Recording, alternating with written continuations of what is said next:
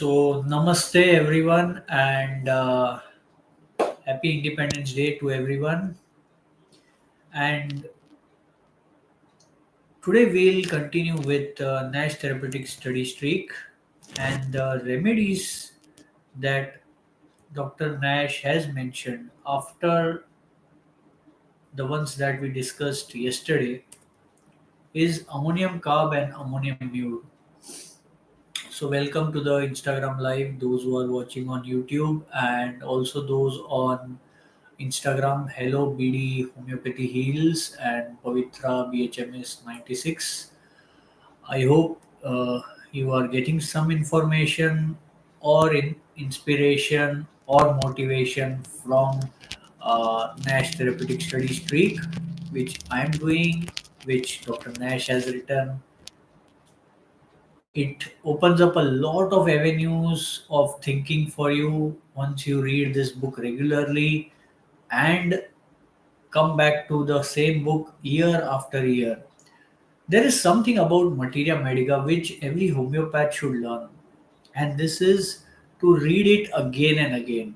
We shouldn't leave it after reading it once, but we should read it again after a year or 2 years or 5 years, because our perspective towards that particular materia medica, towards that particular remedy, towards those particular explanations change a lot. We evolve, we have some other ideas, other conceptions of thoughts, and we keep on evolving. So we should keep on reading these materia medicas, which are old gems by our stalwarts and doctor leaders.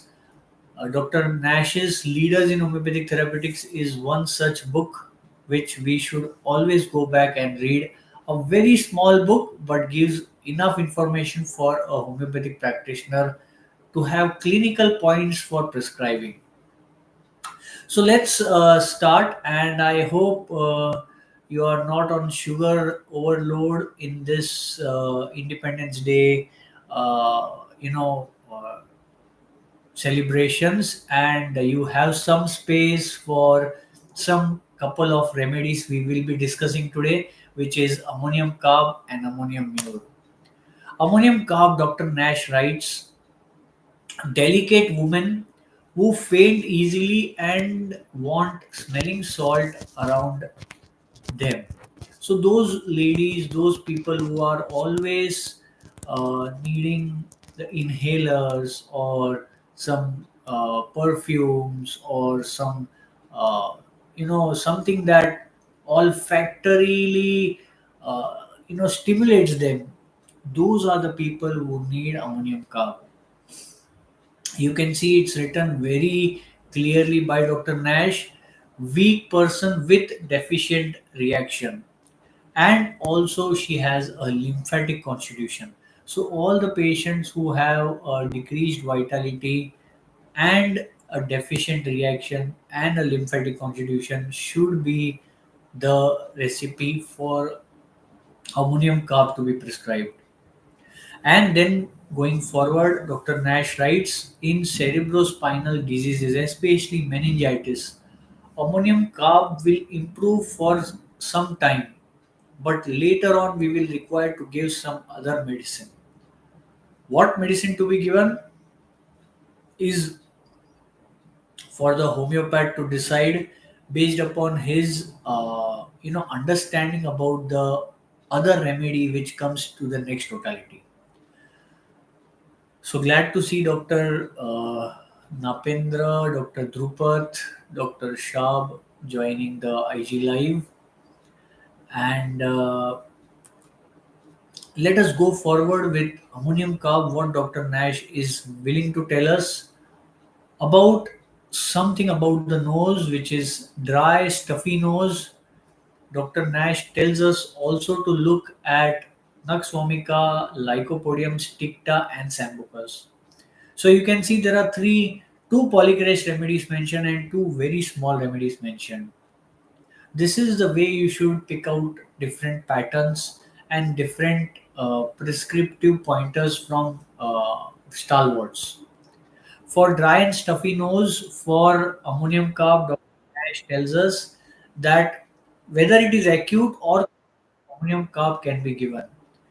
But for differential diagnosis or differential remedies, Dr. Nash tells us two polycrest remedies, which is Nux vomica, Lycopodium, and two smaller remedies, which is Sticta and Sambucus. So, clinically, these remedies look similar for dry, stuffy nose, but the modalities, the concomitants, the onset duration progress will decide when to prescribe which remedy. And once you understand when to prescribe which remedy, your job of clinical acumen, your job of homeopathic practice improves a lot. Dr. Nash also gives one more symptom, which is epistaxis while washing face. He gives a remedy, Kali Carb, also in the brackets, for us to compare and study in such a condition, and then goes on to tell us that this remedy, ammonium carb, has been useful in scarlatina, which was widely spread during that period. Now we don't see it. But there is something interesting about these epidemic diseases which keep on coming every century, and there may not be any covid 100 years or 500 years down the line, but what we can tell the future homeopaths to understand from the past is that there is a pattern of the remedy to be picked up from these epidemics. Scarlatina was a remedy which had rapid decomposition and severe throat infections and inability of the patient to survive.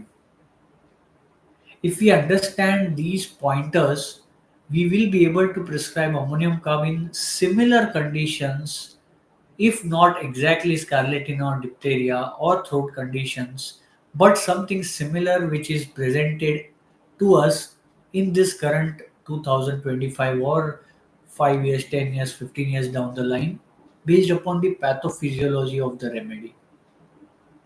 So, Ailanthus is another remedy which Dr. Nash compares with ammonium carb, but we can keep this both remedies in mind and prescribe it when they are needed.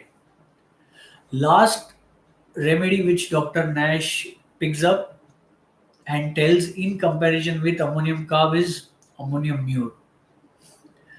Ammonium mure has coldness in between the shoulders. This is one of the unique symptoms, and Dr. Fatak also has cured one of the interesting cases of fevers based upon this particular indication.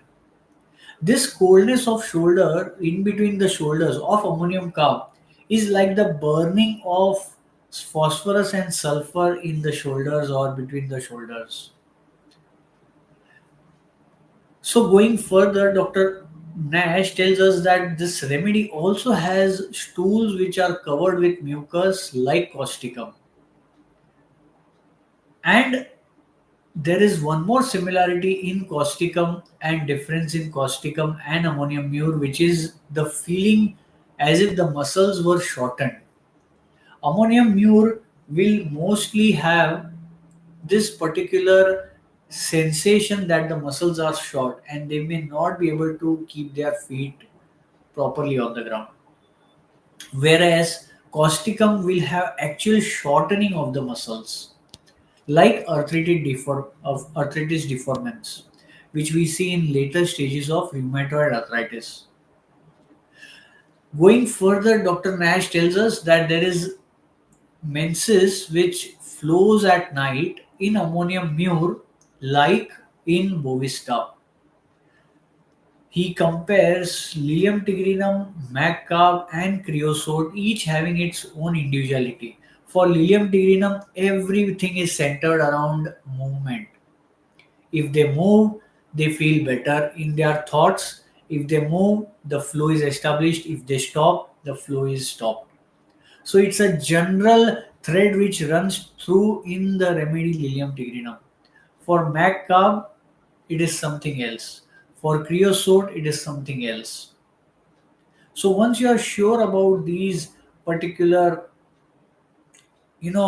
pointers, you can become a quick prescriber.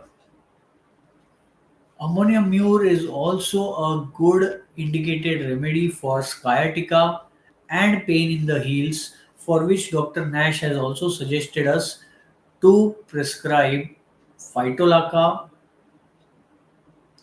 and other important specific remedies. So that's all from me, Dr. Alpesh, from Homeosetu right now, and I hope you all are having a good learning with the help of leaders in homeopathic therapeutics, and stay tuned for interesting learnings more coming soon from Homeosetu.